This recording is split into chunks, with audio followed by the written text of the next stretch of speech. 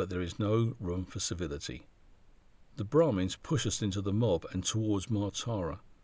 Not only have we jumped the queue, but now we are barging our way to the front at the insistence of these holy men. I am hemmed in by frantic devotees and mashed up against the railings in front of Maa Tara.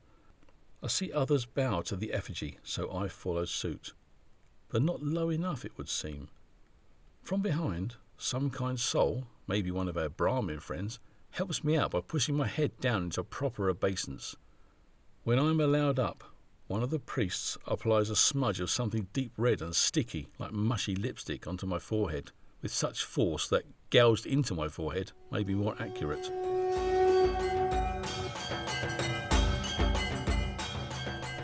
Tara, Maa Tara, by Phil Wingfield. The protagonists in this tale are myself, Phil Wingfield, and my good friend Dave Jacko Jackson. Tara, Maa Tara. Some years ago, I read about a place called Tarapith and a deity known as Maa Tara. I read stories of Tantric Sadhus practicing a dark form of Hinduism in a graveyard adjacent to a cremation ground, performing blood rituals using the skulls of the cremated in the dead of night, and other ghoulish goings-on. It sounded right up my street.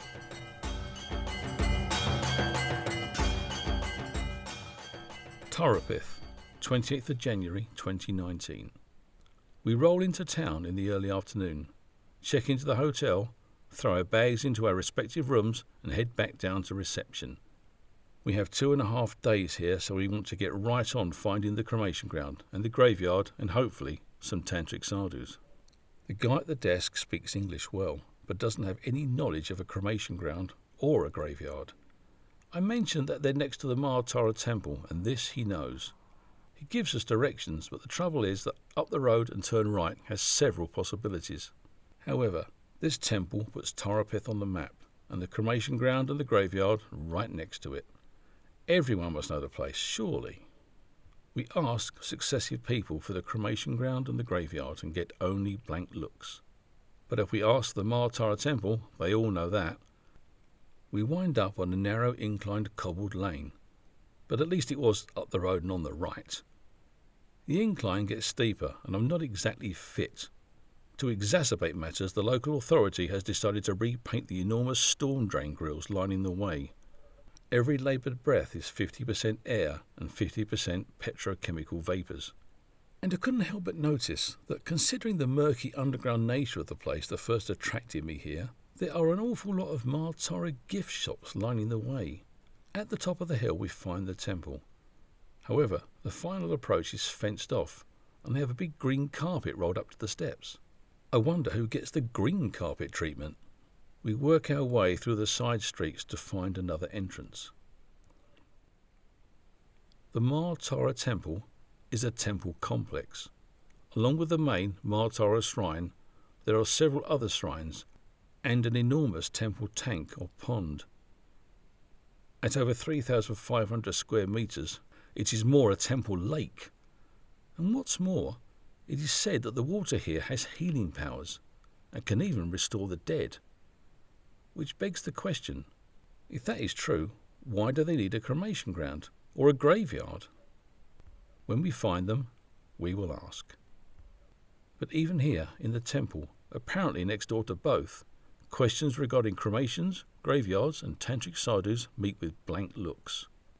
We get talking to a couple of Brahmin priests and ask them about graveyards, cremations and Tantric Sadhus. This time, and finally, we get a different reaction. They're animated by the question and bid us follow them. Progress at last. Sadhus, here we come.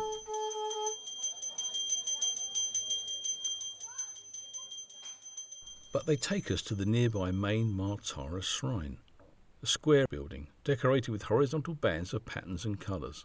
The Brahmins take us up some steps to a small door in the side of the building.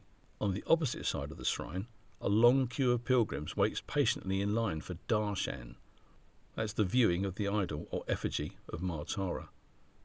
Now all eyes are on us, the infidel, or Hindu equivalent, lurking by the side door.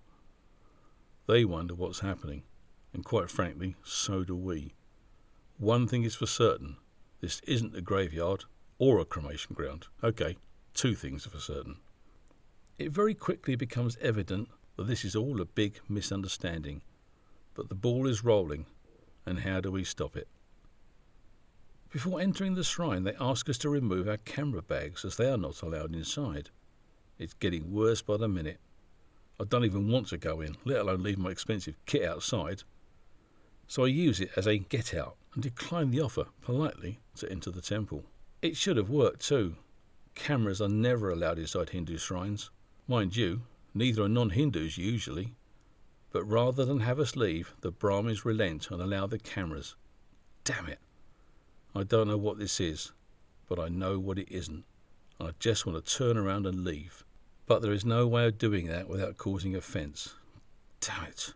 The priests pull open the door and usher us through. Inside is a long, narrow chamber, the left-hand side of which is separated by railings set in a low wall. At the far end of the chamber, opposite a double door, a large crowd presses itself against the railings, straining to get close. On the other side stand three more priests, alongside what I think is the effigy of Maa Tara herself. Everyone is scrabbling at the rails, and the priests look to be fending them off. It's chaotic, and I think we're joining in. The effigy of Maa Tara sits behind the metal railing, adorned with red blooms. The priests accept offerings and distribute blessings to the tightly packed pilgrim throng. We stand at the back of the crowd looking for a way in. Not that we want a way in, but if this is our ticket out of here, so be it. This may be a sacred shrine, or we may not be Hindus, but there is no room for civility.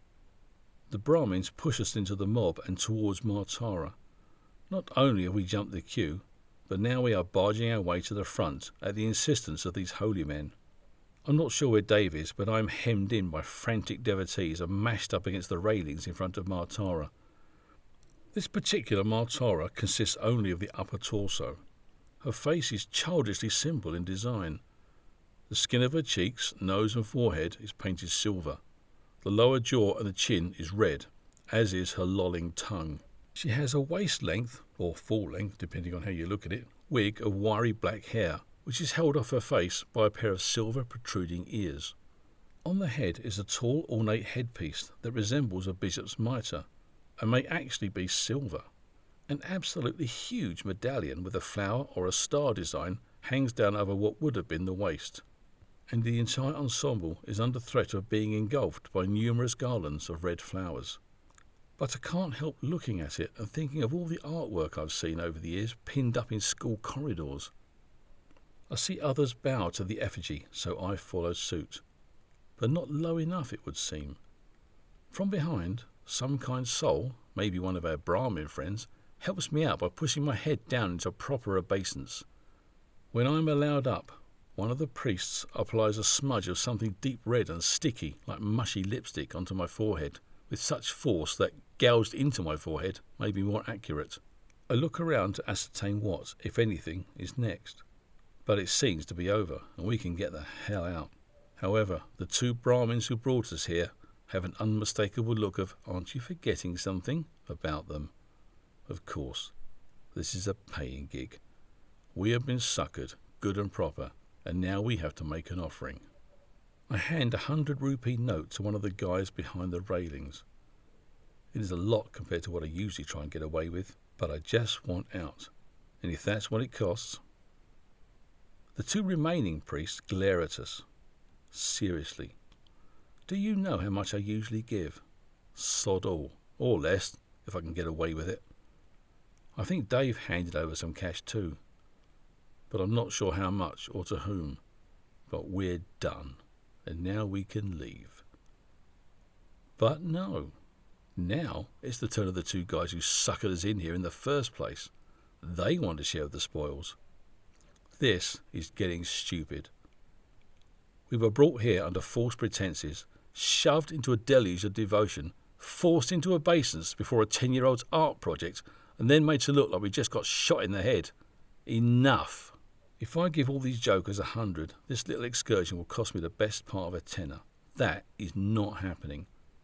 Pointing at the guy holding my 100 note, I try for a facial expression that says, "That's your bloody lot, divvy it up between you," before barging past the Brahmins and beating a hasty retreat.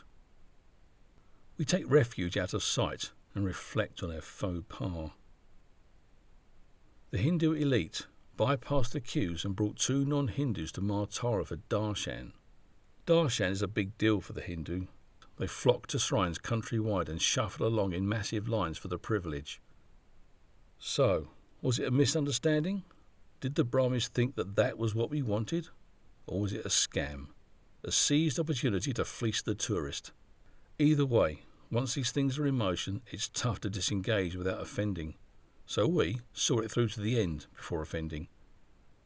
It wasn't our intention to Darshan and Dash, but if we start paying out 100 rupee notes to every Om, Dick and Hari, this will be an expensive trip. And then there's the cremation ground and the graveyard, and the fact that we still don't bloody well know where they are. Postscript. As for the side door shenanigans at the temple, of course it was a scam. If you have a religion with hard and fast rules, then you stick to them, all the time. Once you start ignoring the rules when it suits your purpose, where does that leave you? Especially if you do it for money. If the 2 Brahmins we met were true to their religion and the goddess, they would never sneak a non-Hindu carrying forbidden items through the side door of a sacred edifice in the hope of a cash reward. A true believer would not want to irk their deity, especially if that deity was Maa Tara. She may have been all flowers and no appendages back there in the temple, but she is often depicted with multitudinous arms wielding wicked blades, and is right up for a bit of decapitation.